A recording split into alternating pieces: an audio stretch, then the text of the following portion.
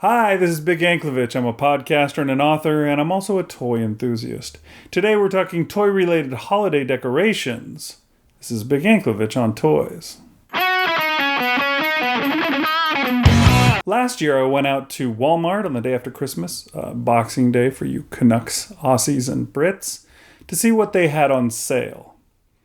They actually had a lot of tempting stuff, but I was only hooked by a small tree they were selling for $5.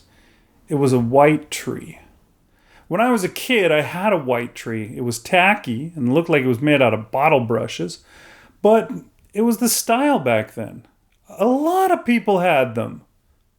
We probably held on to ours longer than most everybody else did, by 10 to 15 years, but we didn't have money to be replacing our Christmas tree. We needed the money to buy actual Christmas presents. That familiar nostalgia that seems to rule a lot of my life took hold.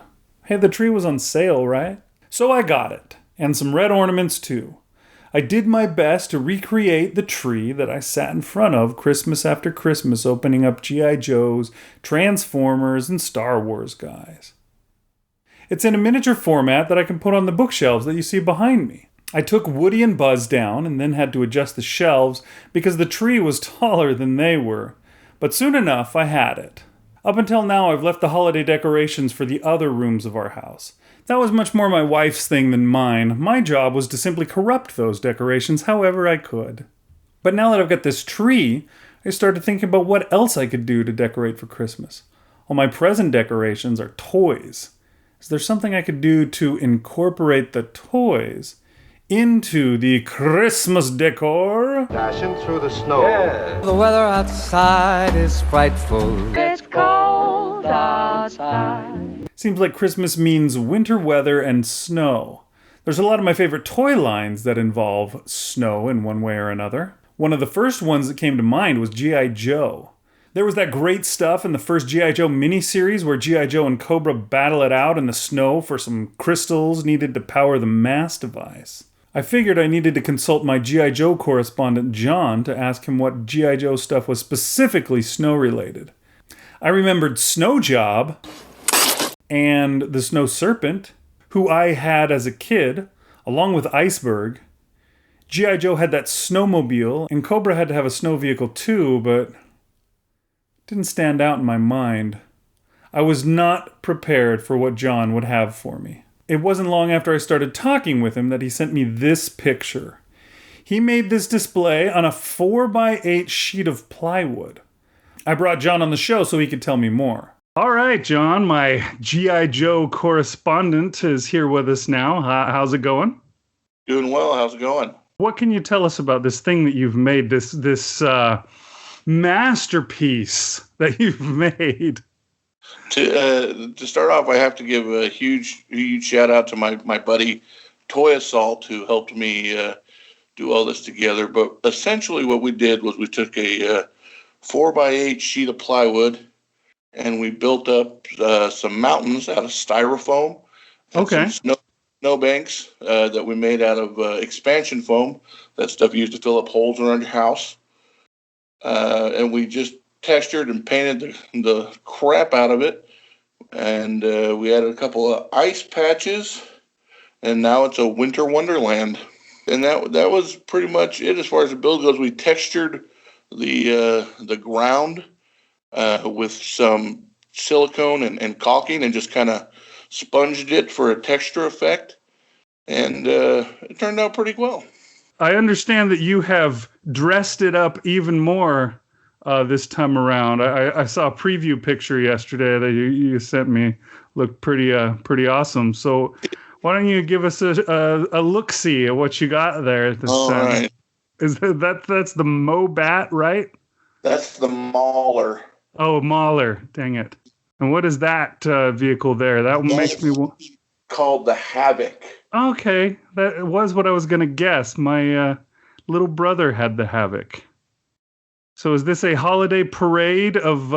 Yeah, it's a holiday parade. I figured or this convoy? time of year, it would be more fun to do a holiday parade than a pitched Arctic battle. So And that big present that you've got on a box on a trailer there. That is actually it's a vehicle called it's called the Coastal Defender, and it kind of transforms to like a missile launching platform, but it's disguised as just kind of like a box. So I just wrapped the box portion of it, and there it is. And you've got that's Snow Job right there.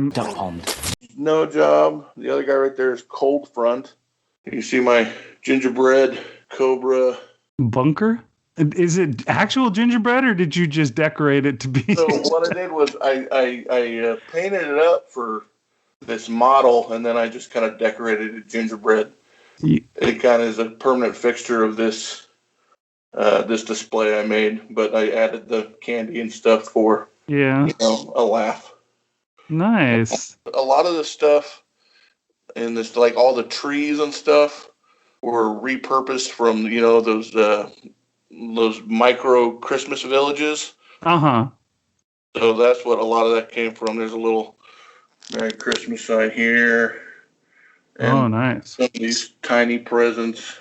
That was quite a spread that they got there. That must be for the whole base, that tree. The great thing about toys is it can be whatever you imagine it to be. Maybe it's a toy drive for, orphans or something. Yeah. Either that, or you've got somebody that's like Dudley from Harry Potter that's like, 37? Last year there was 38. Exactly. That might be me. It's hard to say. Yeah. Yeah, considering the amount of toys you got, you must be that spoiled kid. That's true. I might fall into that category. All right, John, G.I. Joe correspondent live from the winter base. Thanks a lot for showing us what you got. That was really cool stuff. And we'll talk to you again next time G.I. Joes come up. Sounds like a plan. All right, thanks a lot. G.I. Joe correspondent signing off. All right, yo Joe. Yo Joe. And Merry Christmas. This got me excited. I didn't have any Snow Joes. My G.I. Joes included a Hiss, a Trouble Bubble, a Vamp Jeep, and a Ram Cycle. But I do have some Hoth stuff, like an AT-AT, and an incredibly cute little Tauntaun. I also got this little Imaginext guy that I thought would be the perfect little child of a Wampa. And I knew they had the Wampa for $20 at Walmart right now. So I started working out what I could do with these in a Christmas-related fashion. The first thing that got my mind churning was this display at Walmart of components for a Christmas village. Probably because, let's say it together, I'm a toy enthusiast. Stuff like this has always interested me. I guess I like any miniature representation of humanity, even if there's no superheroes or space invaders involved. Wait, that can't be right. But I guess it is. I liked the buildings, but I was more interested in their trees. These would go with anything that I already had just as well as they go with this Christmas village stuff. So I grabbed myself some. These were snow-flocked, which was cool, but they were just trees. If I wanted them to be Christmas trees, I needed to do something with them. I found these battery-operated strings of LED lights. They were particularly good because the lights didn't have a huge socket that they were attached to, so they wouldn't look terribly out of scale like most normal lights would. Then I found these metallic pipe cleaners. They were absolutely perfect for tinsel. I couldn't believe how great they looked after I put them on the trees. Every tree needs some presents, and we had some fun-sized boxes of candy left over from Halloween still. I wrapped a box of Milk Duds and put it under the tree. I also wrapped a domino and some Lego blocks to fill out the rest of the space under the tree. It was looking good. So, I had mini Christmas trees. Now what? First, I should make use of what I've got, right? So, what could my Imperial Walker be for Christmas? It's AT-AT, the all-terrain armored transport from Kenner. Batteries not included. I looked online for Hoth Christmas, and the second image that came up was this one. Also, there was this. Perfect. How could I make my own? My first thought was putting on one of those pom-poms for the red nose. I got a wife who likes to sew and a son who's crazy about making crafts. We had to have one of those pom-poms in the house, ready to be used. However, when I asked my wife, she said that it happened to be the one bit of craft supplies that we didn't own at the time. I could get one from the store, but I'd have to get in the car and drive all the way there, and I didn't feel like it. Maybe I could get one the next time I was there for other reasons. Then my daughter suggested I use one of the red ornaments that I had for my white tree. Duh! Of course! It was perfect! I used a cereal box to cut out some antlers and painted them brown.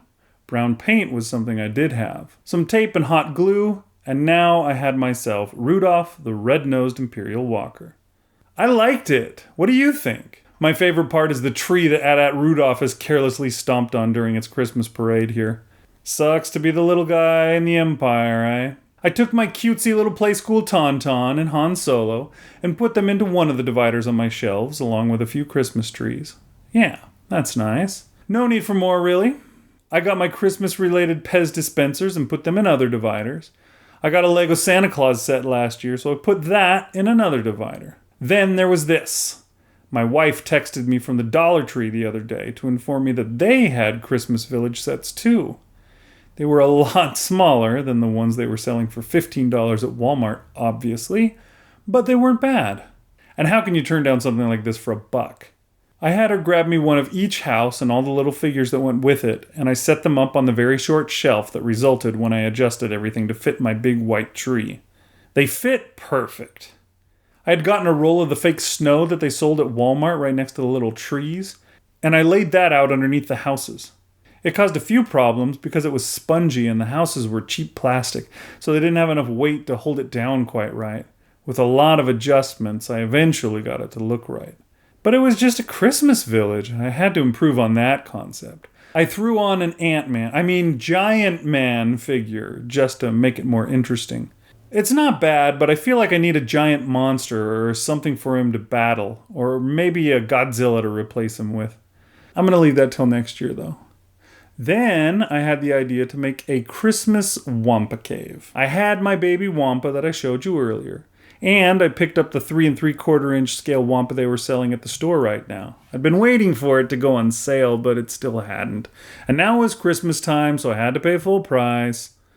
Luckily, it wasn't too expensive, only $20, and the Wampa was about the same size as a Black Series figure. Plus, he came with a little Luke Skywalker, so it was a pretty decent value. Now I needed to create the cave. I was pretty sure I was going to create it mostly from plain old white printer paper. First, I used cardboard from a box that came in the mail and some packing tape to create a box that fit my shelf perfectly. Then I crumpled up the printer paper and uncrumpled it back out so that the paper would have that ice wall look to it. I glued the paper into the box until I had white walls on all sides. Then I made some icicles to hang down from the ceiling and glued them in. It was basically paper mache that I was doing here with the glue and the paper, though I might have had even better results if I'd gone full paper mache.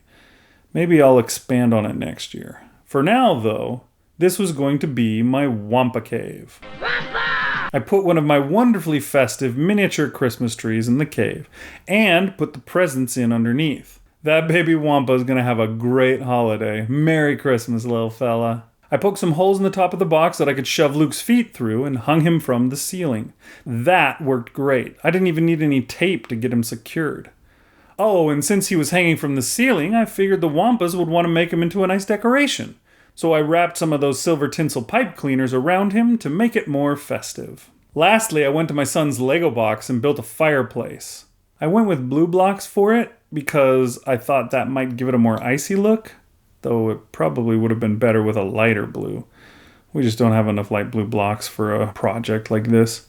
I put some paper over the mantle to make it look like the mantle is made of ice. I tried to make some stockings out of construction paper, but they look like crap, so I dumped them. Maybe I can figure out something else to make some mini stockings out of felt, perhaps. Lastly, I put the fireballs and other flame pieces from my Human Torch figure from a few videos ago into the fireplace, and we were all set. A comfy, cozy scene of family at the holidays. Looks just like a picture print from Currier and Ives. The Wampas could send this picture out as their Christmas card if they hadn't forgot to wash the blood off the chin. Wampa! When we moved to Texas last year, we couldn't find the stand for our small Christmas tree where the kids put all those homemade ornaments that you collect over the years. I knew it was somewhere, I just couldn't find it. So we ended up buying a new small kids Christmas tree. Then, in July sometime, I found the stand. So now we have an extra small kids Christmas tree. But I got to add that to my decorations. I set it up next to the chair that my cat likes to sleep on and shed tons of hair all over. I debated what to do to decorate it. Lego minifigs as ornaments, maybe? I tried that and that didn't work very well. Instead, I just started placing a bunch of various figures from my storage bins onto the tree. Since it was an artificial tree, I could tuck the limbs under their arms or through their legs. It worked really well. I was kind of surprised. I put a big Titan Heroes Hulkbuster that I hope to someday repaint at the top of the tree, and got a little star that he could hold up to finish the whole thing off. I think it's nice. Lastly, I got some light strings on sale after Halloween for $1 a piece. Apparently, even though they're white lights just like 75% of Christmas light sets are, they can't be sold at Christmas time because they have scary stuff on the box. Haven't they ever heard of Jacob Marley and his friends? I strung them all over the bookshelf and voila! There you have it. Christmas decorations 2018. I really had a lot of fun putting them together, and I don't think I'm done forever at all. During the year, I'll have to see if I can pick up some G.I. Joe snow guys and vehicles and see what I can create from them. I'm sure I'll never compete with John, but it doesn't always have to be a competition, does it? Also, Game of Thrones figures might be something I can make a display with. Some kind of Jon Snow versus White Walkers at the Wall theme, or maybe Winterfell? Winter is coming. Merry Christmas. I've already got a Funko Ned Stark in my collection, and the rest of those Funko figures are selling for pretty cheap these days. Also, who knows what McFarlane will do with the license through this year. They already announced a Jon Snow and the Night King that would be great for this stuff. Another thing I'd love to try is a Soul Spiller display from the Mythic Legions figures, especially that Ice Troll. Probably never happen though. I'll never get the cash for that troll, but a guy can dream, can't he? I want that. Alright everybody, thanks for watching my Pinterest extravaganza. If you enjoyed the show, please give it a thumbs up. And if you're not subscribed already, please hit that button and also hit the bell to get the notifications for when I make new videos. Have you ever done a holiday display for Christmas or any other holiday? How elaborate did you make it? Let us know in the comments down below. Let's talk some toys. Also, if you like science fiction, fantasy, and horror stories, you should check out my podcast. It's called the Dunesteef Audio Fiction Magazine. And for the last 10 years, my podcast co-host Rish Outfield and I have been presenting stories that you could download and listen to while you're stuck on the runway waiting for the flight to take you home for the holidays. Check the links below. Thanks, and see you next time on Big Anklevich on Toys. Wampa, wampa, wampa, wampa.